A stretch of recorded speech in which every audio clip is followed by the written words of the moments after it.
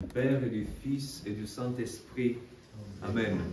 Cher Père, chers frères et sœurs en Christ, l'homélie d'aujourd'hui peut être très très courte. L'homélie d'aujourd'hui peut tenir dans une seule phrase.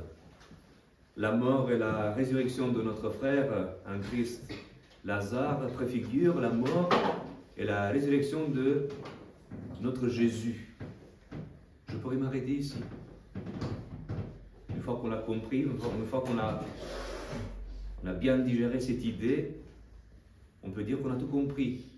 Le sens de la fête est là. Mais grâce à votre patience, je vais développer un tout petit peu.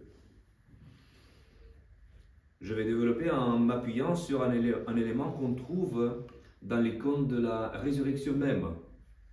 On l'a même là, ou là-haut. La résurrection nous entoure partout. C'est la clé de voûte de notre existence. Et j'ai pu apprendre, il y a déjà un petit moment, que le Christ, une fois aux enfers, et une fois qu'il illumine ceux qui l'attendaient depuis la chute de l'ange de lumière, le Christ, une fois qu'il se balade et qu'il prend par la main tous ceux qui étaient dans les affres de la mort, les porte avec lui au paradis. On le sait déjà, ça fait partie de notre enseignement chrétien.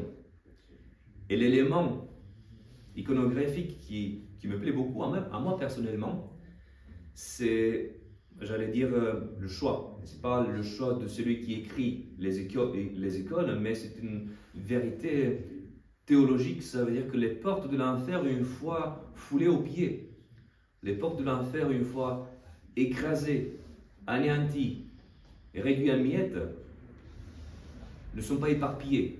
On ne voit pas dans l'icône des petits bouts de portes des enfers à droite, à gauche, en haut, n'importe comment, mais les portes de l'enfer, une fois écrasées, forment à leur tour une croix.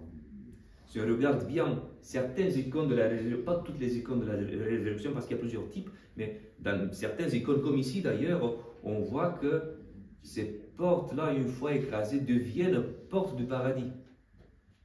Les portes de l'enfer ne sont pas au début, mais elles deviennent, par la puissance de la résurrection et de la lumière de celui qui nous aime, qui m'aime moi personnellement, et chacun d'entre nous personnellement, deviennent portes de la lumière, portes de son paradis, portes de son royaume, portes de la terre des vivants, selon l'expression de notre bien-aimé Olivier Clément, notre frère dans le Christ, qu'on aime tous.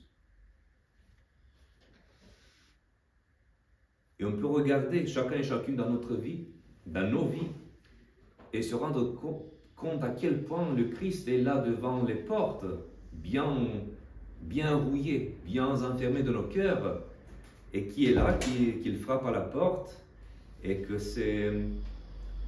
il reste que dans notre pouvoir d'agir ou de ne pas agir, de l'accueillir ou de l'envoyer voir le voisin, ou les voisins en général. Peut-être que les voisins sont plus accueillants que moi.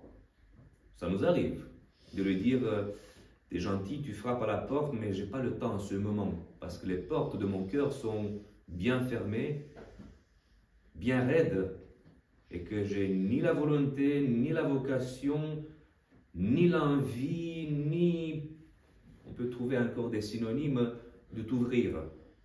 J'ai autre chose à faire. Mais une fois qu'on dit oui, celui qui nous a créés rentre dans le cœur de celui qui l'a créé. Dans mon cœur à moi, dans ton cœur à toi, dans ton cœur à toi, dans ton cœur à toi. Et que cette porte de cœur qui était vraiment bien costaud et bien massive devienne légère.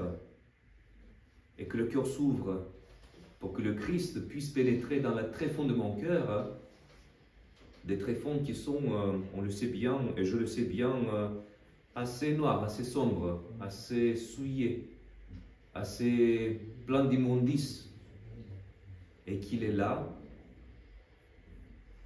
et qu'il fait propre, il nettoie, et qu'il me dit peut-être j'ose un peu trop de dire ces choses-là, il me dit à moi, à toi, à chacun d'entre nous, aujourd'hui tu seras avec moi au paradis, comme il l'a dit au larron. Et pour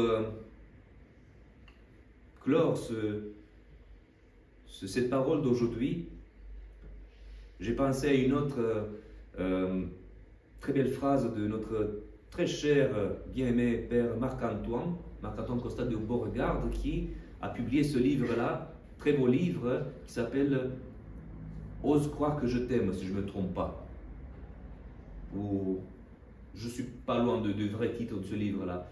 Osons d'entre nous croire que le Christ qui nous a fait, il nous aime aussi, qu'on est vraiment indigne de son amour, mais qu'en même temps, on est sa créature. Qu'on est, oui, pas digne peut-être de cette vie sur terre, mais qu'en même temps, on est créé selon son image afin de devenir sa ressemblance. Et on peut devenir sa ressemblance dans la mesure où, encore une fois, on lui dit, on l'appelle « Seigneur, viens écraser les portes très lourdes et très insensibles de mon cœur et fais-moi vivre. » Et voilà, j'aimerais bien finir la boucle ou finir cette parole d'aujourd'hui en revenant à cette icône de la résurrection. N'oublions jamais, l'enfer est dépouillé par le Christ. La résurrection de Lazare d'aujourd'hui ne fait que nous donner déjà un avant-goût de cette joie pascale, et qu'en fait, même techniquement parlant et liturgiquement parlant, le carême, c'est fini. Le carême a pris fin hier. La semaine des passions va démarrer lundi, et qu'aujourd'hui et demain, on appelle ça un interlude. C'est un espace de... Il y a une certaine respiration. Ce n'est plus la respiration du carême, temps de pénitence. Ce n'est pas encore respiration de la résurrection du Christ. C'est entre les deux. On a quitté le carême, on se prépare pour la semaine de la passion. Et entre les deux, le Seigneur nous donne déjà l'avant-goût de sa propre résurrection en ressuscitant son ami bien-aimé, Lazare. Qu'il nous soit selon son amour, car il est miséricordieux. Amen. Amen.